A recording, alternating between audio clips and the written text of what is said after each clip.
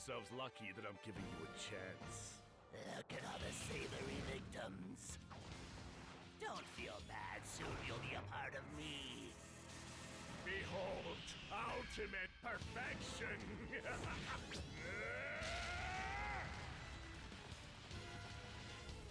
Come now, everyone, enjoy the battle! There you go! I'll erase you! Unsatisfying. I need a new challenge. Hey guys, it's me, Master Walrus, here with some Dragon Ball Gekishin Squadra. I've been really enjoying this game as of late. It's a 4v4 Dragon Ball MOBA. It's designed for a mobile experience to work on your smartphones, but it also works really well on console and PC. I just love getting into quick games, about 10 minutes, enjoying the feel of my characters. It's been good. So I've really been enjoying Cell. So I thought, with how much I've been loving playing the character in the game, I'm going to be talking a little bit about a somewhat guide for Perfect Cell and show some gameplay, at least how I play. I'm going to warn you, I'm not a professional any slightest, but I do play the game a good amount. So I feel confident in giving starting advice, but don't let my end be my advice, or don't let my advice be the end. So first off, we're going to take a look at some damage stats. He's not great as a supporter, and his mobility is really low. So one of the things you'll notice about Perfect Cell is that he is not great at dealing damage. He is a little underwhelming in how it feels to take damage or deal damage, and he is also very slow. So he's not really great at chasing enemies. However, he is really good at taking hits from enemies. If you're in a 1v1 conflict, a good amount of enemies are going to be reasonably fine to handle. At least hold off until your ally, DPS, or tech can come in and finish off the match. And by late game, he's going to be an absolute monster who can deal an immense amount of kills. So you do not play Cell if you want to be flashy and take kills and get your streak up. You play Cell for holding the position down. So let's take a quick look at his kit. First off, Cell has a transformation. He can go from his first form to his perfect form. His base HP is going to go up. He's going to have armor go up, and all of his attacking moves are going to go up. Now, Cell's unique because rather than getting to level 7 and being able to transform, you're going to need to actually earn enough bioenergy in order to transform. So you become slightly powerful as you gather bioenergy. As you start to fight enemies, such as NPCs, like the Frieza Grunts, Tambourine, the Cell Juniors, once their HP gets low enough, you're going to be able to do a bioenergy absorption. And they typically give an average of, I want to say 2%. Once you hit 100%, then you're able to transform your perfect form, even if you're level 5. Now, typically, you're going to hit your transformation at either a late 6, early 8, but oftentimes level 7, as long as you're playing Cell right. So you're going to get more when you deal combat damage and do absorptions to enemies and enemy characters. The other nice portion about your absorption into bioenergy is that you're going to get a little bit of HP back. So based off of this mechanic, Cell doesn't like to run as much. If you're in a situation where you are pretty sure you're going to die, it's better to keep doing damage to prolong the death. So that way you're making your opponent weaker for, future attacks. Your rush attack is a close range rather than energy-based ranged projectile. You're going to recover some HP, you're going to get some bioenergy up, and if you are transformed, you're going to apply movement speed down. Now, if you're technically attacking from behind, because Gekishin Squadra does acknowledge the direction that you're facing, you're going to deal a little bit more damage, which is kind of a nice touch how Cell likes to play sneaky in the anime and attack. Arguably the best tool in Cell's kit is his Big Bang Crash. Big Bang Crash is a little energy grenade that after a few brief moments is going to explode. After it explodes, you're going to apply movement speed down. Keep on upgrading to max level, you're going to get an increase in range, get an increase in damage, and they're going to be a bit slower. Fear Free is really good. It is arguably the best tool in Cell's kit, combined with his bioenergy and its fast recharge. It's really nice. Skill 2 is his Raid Smash, which is also really good. I would argue it's a close contender. So what you're going to do is you're going to set up an arc of attack. You're going to go towards an enemy in that attack and put them in a chokehold if you're attacking them from behind, which is going to stop their positioning. It's a great way to follow up and chase if the opponent is low and they're starting to run. If you actually get them into the chokehold, that is also a great follow-up for your allies, because then they can run a Kamehameha or maybe special beam cannon or a candy beam, something to absolutely finish them off. Skill-free regeneration is really interesting. Typically how I play, it is always my last skill to upgrade because skill 1, 2, and the super attack is better, in my opinion, but it's still good. So what's going to happen is that you're going to enter into a charging state, and as you're charging, any damage you're dealt is going to be healed upon you if you do not die. So if you're getting attacked by a bunch of enemies, but they're not doing enough damage to kill you in the time, and you kind of just get the timing down from experience in playing, you are going to be able to recover the HP that you have taken. You're also able to recover some bonus HP. Finally, the energy attack, or the super attack, is energy field if you are first form Cell. You're just going to do an AoE. It's arguably fairly weak and not that great. As you are perfect Cell, your super attack turns into Hell in a Cell, the energy field duel. So you're going to do a bit of damage, and then you're going to set up a Cell Games arena. And what's going to happen is that any enemies who are in the Cell Games or the area of your blast is going to get blocked in the Cell Games arena. They cannot leave until it disappears, and enemy energy attacks cannot hit you. So this is a perfect way to finish off some characters. Arguably, it's tier free in the kit where you have skill 1, skill 2, super attack, and skill free. That tends to be my go through in upgrading, and I'll talk about that process in just a second. Let's actually go to the training and see how my upgrade path takes a look. Facts of the matter is that these can change depending on your gameplay, the factors that make the game randomized, which is always nice. We're going to start by taking a look at cards.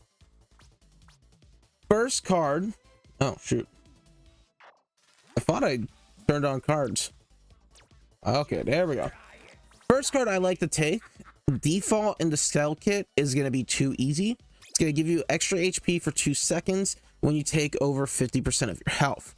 That is a perfectly fine card, and it's great at early the winning game, but I like to play the late game and take build up. Every 2 KOs or assist on enemy NPCs, so those are the little bots you fight, you're going to get a boost to defense, a maximum of 10. So as soon as you get this card, as you kill more and more enemies, you're going to become bulkier and harder to kill. Hit 2 is Steel Skin. You're going to take reduced damage as a set amount per hit. So maybe it's a -10, -20 damage per hit. It is limited in time, but it's arguably good. That is a default in Cell's kit. The Solid Barrier is fine, but arguably you're going to get in there as Cell and deal damage. You're not going to have enough time for a Solid Barrier. Finally, kit free, you default as defense step, which I'm a fan of. As you use the vanish, you're going to take a lot of reduction of damage for 3 seconds. Guardian Angel is fine in your goal as being a tank for your team, but arguably you're better off taking the defense step, giving yourself some defense, let your opponents focus on you. By having triple defense, you're going to decently increase your defense stats overall as well. So that's my recommendation. Change the card to build up rather than too easy, and run a triple defense. On the other hand, Cell's skills do charge fairly fast. I wouldn't put it out of the realm of running a technical base. So his speed is quite low if you wanted to run strategic escape. Yeah, sure, I'd more focus on Gekishin High, because if you could get a max Gekishin burst, you're going to shorten down your skills. That's going to be really good.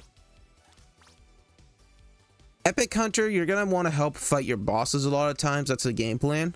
But Vanishing Step is fairly good at getting your speed up and running. Or maybe a little bit of chasing if you want to. So I'd say either of those are fine. Double Vanishing Step is always really, really good. So I would say take Limit Breaking Jump. If you want to run a faster, more aggressive Cell, take the technical cards. If you want to run a defensive tankier Cell, like how I play, then run the defense cards. I wouldn't even bother with the power cards, simply because of how weak Cell is compared to the rest of his kit. Now, in terms of upgrades, my recommendation, presuming there's no influencers towards your skills, you're gonna upgrade skill 1 first to level 1, and you're gonna upgrade skill 1 second to level 2. Then once you reach your 3rd level, you're gonna get an upgrade skill 2 and skill 2 again. So you're gonna be getting a better radius of your bombs. It's gonna recharge decently fast, and you're going to be able to follow up with your grab. Now, the nice piece of this combo is that if your opponent's running, lead the bomb a little bit, they run, you grab them, and you stop them. Then they take the full damage. Let's go.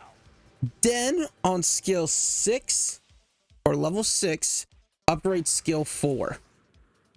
That's going to be your super. You're not going to want to use your super just yet because, again, it doesn't do a lot of damage. So it's arguably less valuable. However, if you need a finish up or an assistant in a boss kill, then it's perfectly fine. Reaching skill level 7, you're going to have to upgrade your skill 3. That's the first half of gameplay. Going into the second half of gameplay, you're going to reach level 8. Reaching level 8, we're going to increase the level of our skill 1 and max it out. Now you see the radius that's going on from that burst.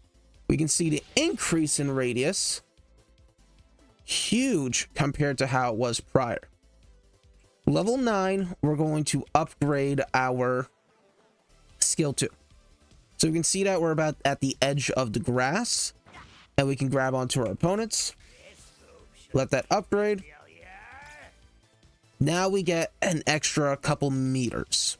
It's pretty decent and substantial, all things considered.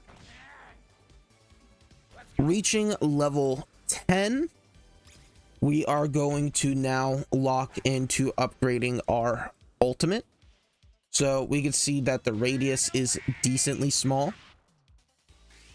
Oh, can I upgrade the shorten cooldowns?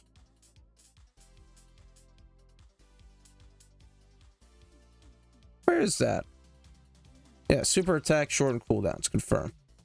Okay, so we can see that the area was decent, but it's relatively small. Having a level 1 ultimate is not really going to get much accomplished for you. Level 2 is decent if you're right next to them and they've used their vanishing step, you can essentially get them gone and trapped. However, it's very possible for them to use vanishing step to escape. At level 4, then your radius is so large that if you're next to them, it's going to be near impossible for them to escape. So all in all, use your Gekishin max bursts or your super attacks for max Gekishin bursts. Then finally, as you keep upgrading, level up free a few more times. I believe free, again, it's fine, but you want to help support your allies by weakening your opponents for defensive kills. This is going to put you in a very vulnerable state in which you're going to be attacked. Final piece to mention on how I play Cell is the bar. So, can I set up transformation? No, I don't believe so, because the training's not designed for that. But if we take a look, once the bar reaches level 7 or 100% from damaging enemies, here's if it's gonna let me get the drain on the Vegeta.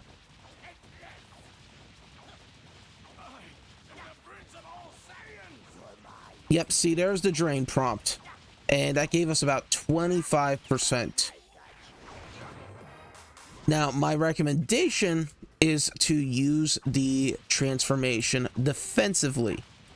If you have the potential, if you're being attacked and you believe you're gonna die, but you have the timing, use the transformation defensively to tank the hit. If you manage to live and get the transformation, then you're good. You have your bonus HP. You can follow up, or you push your opponents off. If you are ready to transform and you are dead, transform as soon as you recover, because you need to get to perfect cell to get those significant stat buffs. So if the Vegeta is popping his ult, I might take the opportunity to transform. The damage is slow enough to where I can do the transformation, and it will allow me to recoup after the Vegeta. See, it takes half a second, I want to say, enter into your perfect form. Then you're going to do a lot more damage. If those follow-ups are really good, and if you need to chase, you can. So we're going to end training and talk about a couple characters you like to see as Cell and you do not like to see as Cell. So playing Perfect Cell, I've noticed I really do not like Deborah. Cell is a slow fighter, which means he's not going to do enough damage, he's not going to run, he's not going to really get the kills, which is perfect for Deborah, because with Deborah, your goal is to deal enough damage in order to slow down your opponent. So when you get into a conflict with Deborah, you're going to have a hard time by getting stoned, which can oftentimes lead to death because you are left vulnerable. You're no longer getting your health absorption boost. Weaker characters that are not as fast, such as Trunks, Oob, Kale, those who don't have the insane mobility features, Cell does not mind. Popping your ult as a Cell is fairly good to pull them out of the game. Higher mobility characters such as 17 and Frieza, not the best to go against because they're going to outspin you. They're going to pull your attention, and they're going to run and do loops. So all in all, I think you guys get the idea of Cell. Play tanky, deal the damage. So I'm going to play a match of Cell and see how we do. So how are you guys doing? Let me know what your thoughts on Gekishin Squadra are if you've played him, and if you have not, then who do you have interest in playing? I know I got into the game because of Piccolo, and I do still play him on DPS on occasion when the timing is right, but all in all, he's pretty solid. We can take a look at some of the divine draws that are going on right now. Cloud cover, not crazy for Cell. Enemy bomb, not crazy. Spirited Away is pretty solid. Right now we have super damage boost skill 2, so that means skill 2's damage is still going to be buffed. I'd say if you get this skill and you want to play a little bit more aggressively, instead of going 1-1 in your upgrade path, go 1-2 in your upgrade path.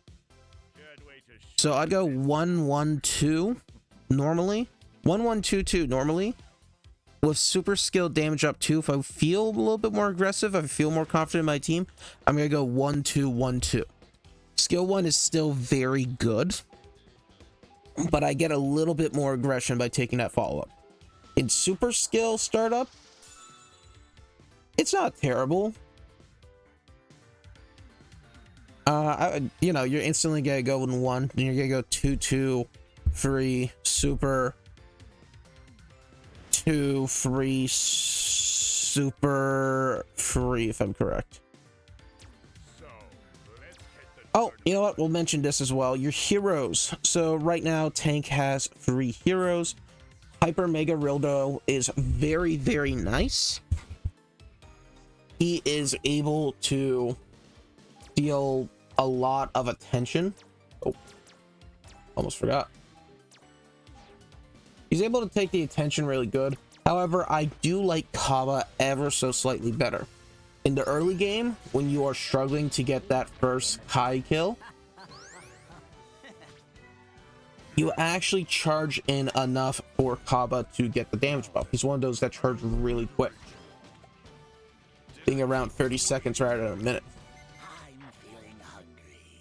So we're gonna take bottom path. Looks like we have I don't know who's on bottom. Okay, I guess it's Deborah. Deborah's not a bad bottom path. Most tanks again fall in that path of cell where they're slow, they don't have the distance. Deborah feeds on them very easily,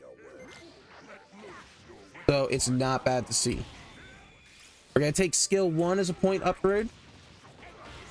Take skill 1 again. Skill 2 wouldn't be bad with a Deborah for that bit more aggression to allow him to follow up a bit easier. Okay, looks like we're playing against a Super Saiyan 4 Vegeta and a Daima Goku. Now, that Daima Goku is annoying in the late game, but early game, he's fine. Oh, come on, come on, come on. Oh, they took it.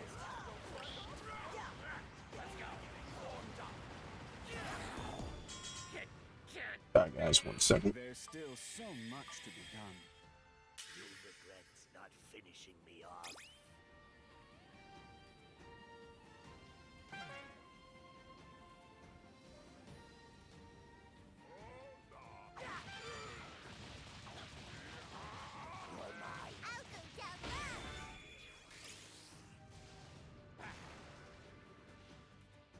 Alright, sorry about that. I got a someone had to talk to me real quick. So again, you want to grind really early for a ton of factors. Keep getting those kills. 1, the higher levels means more damage. It's just going to be better in the long run. 2, you want to reach your transformation because you are focusing on draining. And 3, I mean, again, you want to grind. Yeah. Dude, he stole it. That sucks.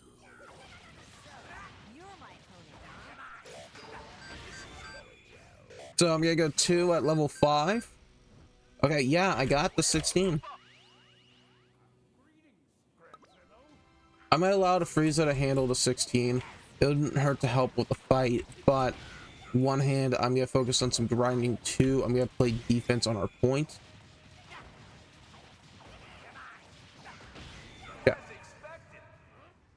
Yep, see, they can take out the 16. You got triples. And I'm about 60%, 63% right now. We're gonna go skill 4. Oh yeah, our card, that's the other portion. See, we're at 5 conditionals with the card, which means we're gonna have a lot more defense. Okay, I pushed. I should not have pushed. That is my fault. The Goku with the Pansy Bomb is gonna be a bit of a nuisance because of the continual damage it's going to do. It's like the burrow with his flames. I could only achieve my perfect form. So, bottom path is also nice because you get a little bit of XP quicker from what I feel with these types of enemies. A little bit bulkier. Okay, we're gonna hit level 7. See that Vegeta? That Vegeta Super Saiyan 4 is an absolute pain because of the stun mechanic. So he is a little bit of a nuisance to fight.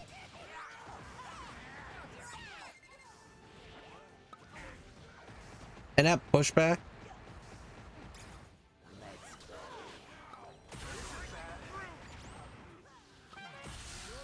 Yeah, see, you have two very offensive players versus an imperfect Cell. Okay, see, they stunned me. There's nothing I could do. I was trying to transform, but again, that Super Saiyan 4 Vegeta just has stun mechanics, which makes the game much more difficult to run. Those bosses are important to fight because you get a triple boss KO. You're gonna be in a very nice place. Okay, well, we have no one on top, so I'm gonna run top defense.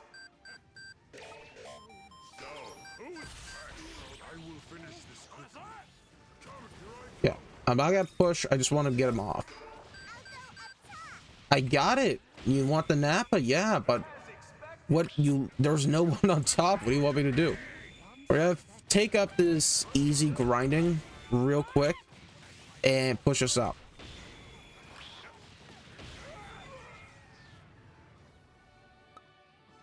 And now, because we are in a much weaker state than our enemies, I'm going to not push unless we get a double KO.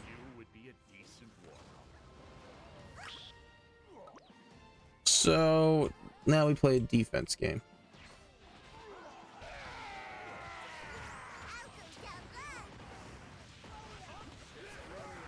Yeah, see, our hits weak. Being a tech, he's got higher speed, which made it easier for him to run. Come on, come on. Nice.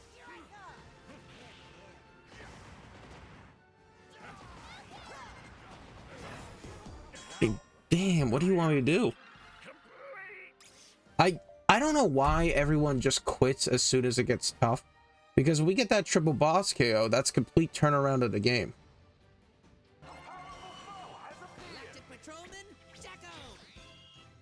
Okay, Jack is a little rough. I'm not worried about not going in on offense immediately. Okay, we're level 9. Them getting those early kills on us definitely helped towards the progression of them.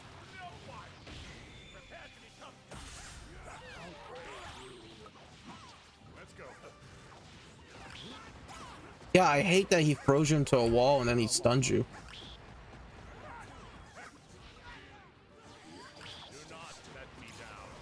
Okay, we could kill the hit. There we go. Oh, they killed our Jocko. We still have Ribrian to take out, and we're gonna push on to Ribrian because now we're level 10, which means that we can afford to push.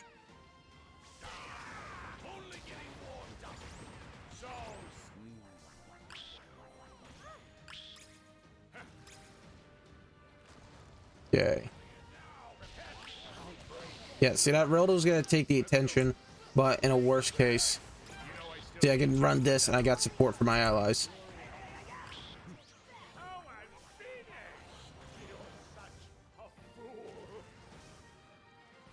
Yeah, not looking the best right now. Get some healing in right here, and then gotta go run defense because they are pushing.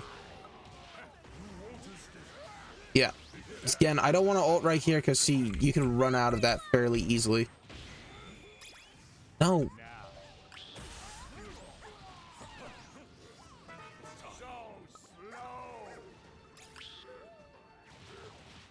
Okay, pros and cons. Pros, we've hit essential cap, but we don't have our ult for Ribrian. Yeah, we need to push. Got it. Not a bad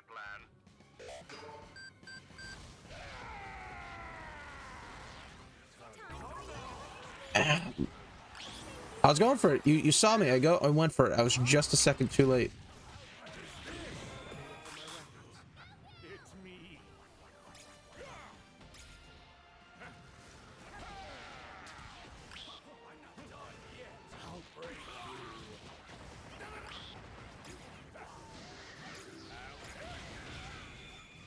Can I get the dino? Can I pick him off?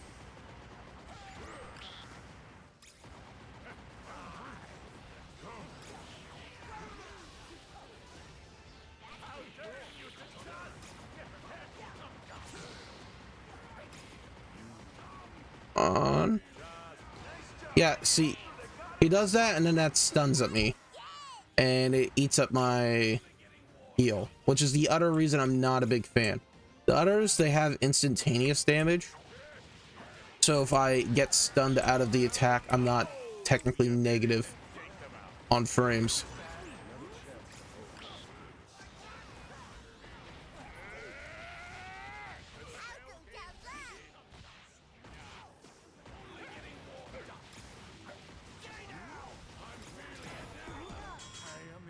I just don't know. Okay, I guess everyone was dead.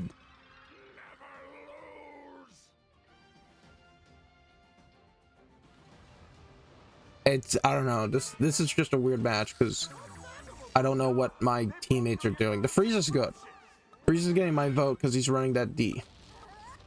No, we're not giving up. You have voted 3 times for it.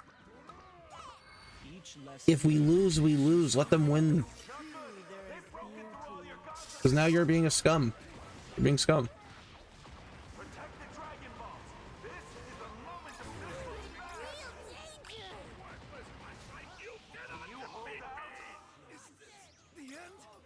Okay.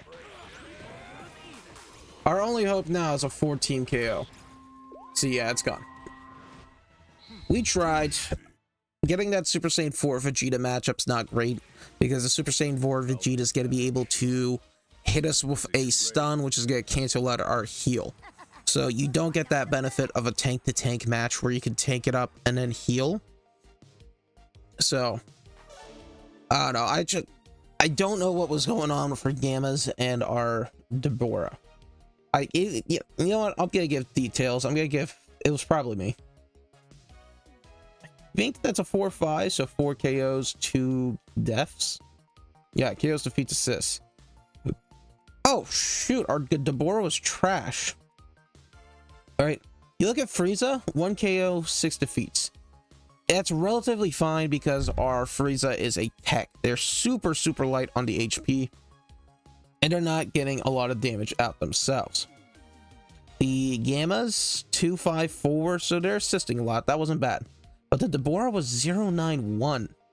You only got a singular assist out, and you died 9 times. You're absolutely feeding the Daima and the Super Saiyan 4.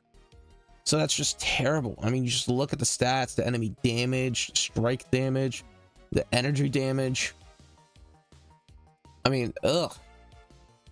If you're getting outstatted by a tank, by the tech as a DPS in terms of damage, then there's something wrong with you, man. So, on Fort, I want to actually showcase a good match, so we're gonna hold up. And if any of you guys like this content and you want to see another little guide plus some gameplay of any other characters, feel free to let me know. Now, I'm going to be trying to earn all the characters. I have some gems, but not enough to purchase them all just yet, so I'm going to focus on the characters that I do have or that might be on seasonal. I've played a good amount of characters. I understand Kale a bit. I understand Piccolo a bit and their positions on the team. But some of them I need a little bit more work. For example, not a big fan of Zamasu. But that's because I haven't really played him as much. So if you have a character you are interested in seeing me play, then please leave that down in the comments. So we're going to take that. Boom. Hit an emote. Oh, wrong button. Set card. Boom, boom, boom. Right.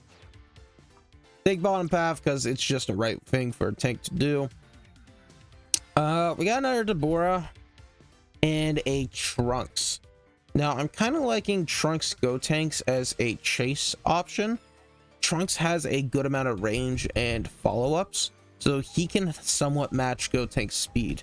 Deborah should be on bottom path to help deal with tanks, as a lot of the tanks get their defenses up or their damage up from not being damaged or dealing damage to enemies. So when you can stone your opponents, you're a lot better position.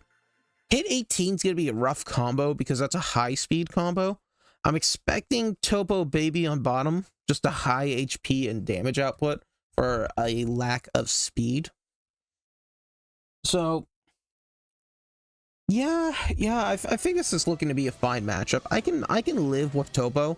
Topo's a fairly decent matchup, all things considered. With Cell.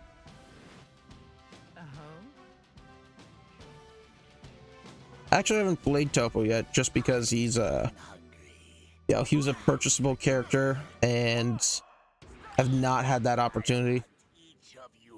Which is one of the things I'm not a fan of. I get that you want to make money with the game. I totally support making money with the game. You're gonna leave a free-to-play game. You should allow people to purchase characters. You know, that way you're getting payments and incentives. However, I feel like you should be able to try the characters out before you give a purchase. If you don't want to make them a full weekly trial character, then maybe give them some limited usage. You get 5 free plays with this character. Yep, baby Topo. Save that, pop that there. Steal the kill. Nice.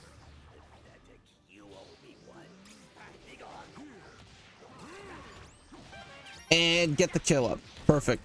Now, with a double kill like this, you may say, now's the perfect time to go striking, doing Gekishin strikes.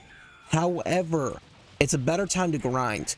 This early in the game, there's 2 fearful factors. 1, your enemies are regenerating fast, and 2, you're not going to deal a lot of damage. So it's a much better opportunity to actually go and grind a little bit while you're in a safety procedure such as this. You know, fall back, get some easy XP, then move in. I don't know why our Topo went in for some damage, but you go on ahead. Or our Deborah. I mean, if you're confident enough to run the 1v1, go for it. But being Cell, that's probably influencing my decision making.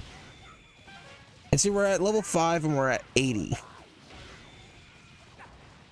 We're gonna let him deal some damage as baby real quick. Avoid the radius of Rildo. And take that. Yep, I see the Nappa. Okay. Being Cell, because you can't do enough damage and you can't run, you want to stick with allies when you can. You know, sometimes you feel the flow of battle and you could say, I can afford to go off on my own. Oh, please don't die, Nappa.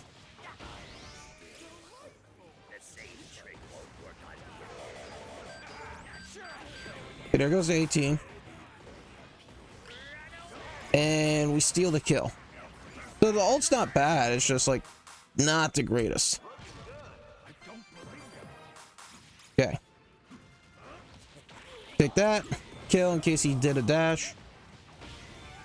And see, I could transform right now.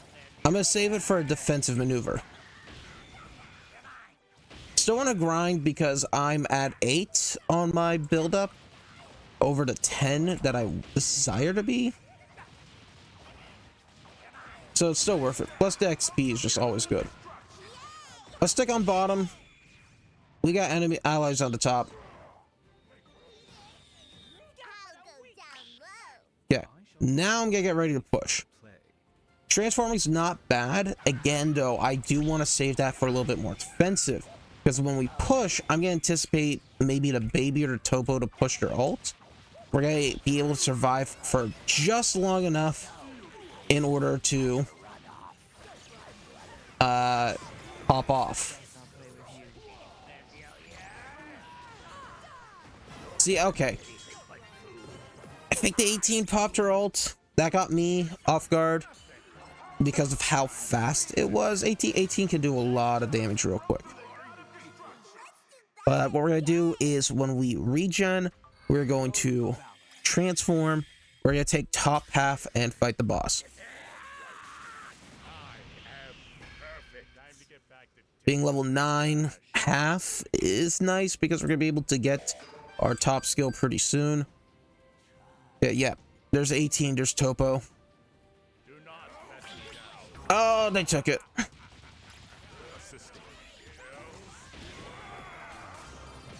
Unfortunate, but we got a solid opening right here to go in and do some damage.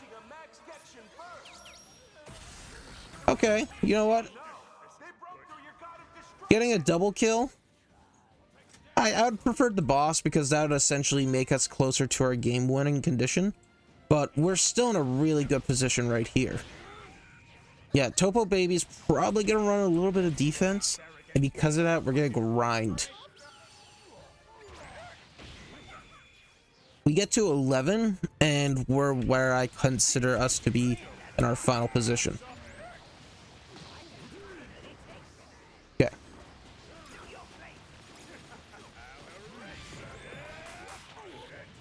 The nice thing about this is that if you have a long attacking move, such as that Topo, if you manage to back grab, choke them out, you can deal pretty solid damage. Or you can stun them out of their animation as well.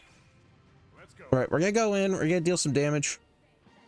We got 2 on regen and 2 pushing up front.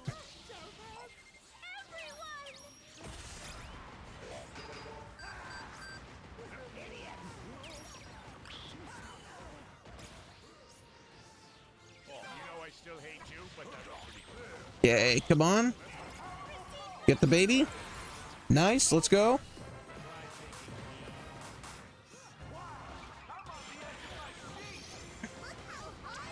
Nice, got the 18.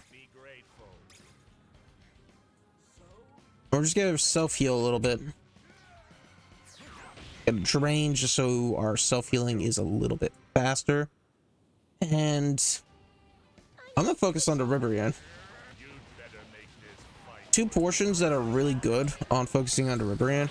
We get this kill. This should essentially put us into position to take the bases. 2, we're gonna be even closer to triple boss KO.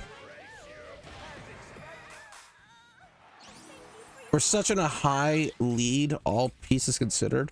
We shouldn't throw the game, but we can afford to take a bit more of a risky move such as that.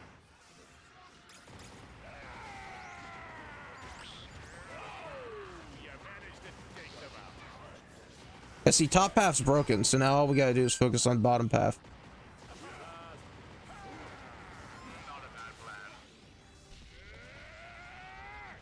Okay, not the best ult, but we did push him off.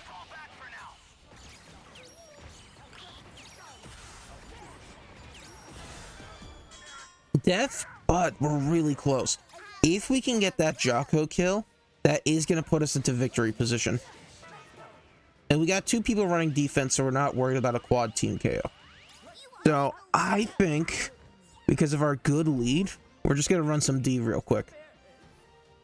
I'm going to stay on point. I'm going to grind a little bit and make my way a little bit slowly to that Jocko.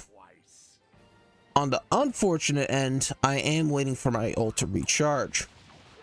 Because a triple boss KO essentially means victory, and your ultimate goal is victory, use your ult on the boss.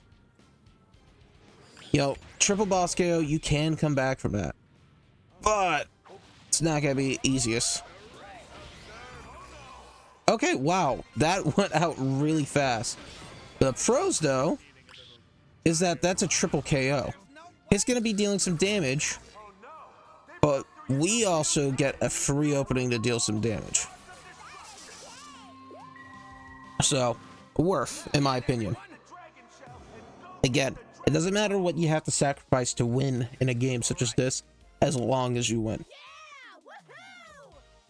Nothing in this So world that's some Cell gameplay. First one was a little rough, but that's because I hate to blame other players, but our Deborah was just not good. This game, boom, Deborah was awesome. Thank you. Let me take a look. 7-2-10, 10 assists as perfect Cell because we had a good Deborah this game.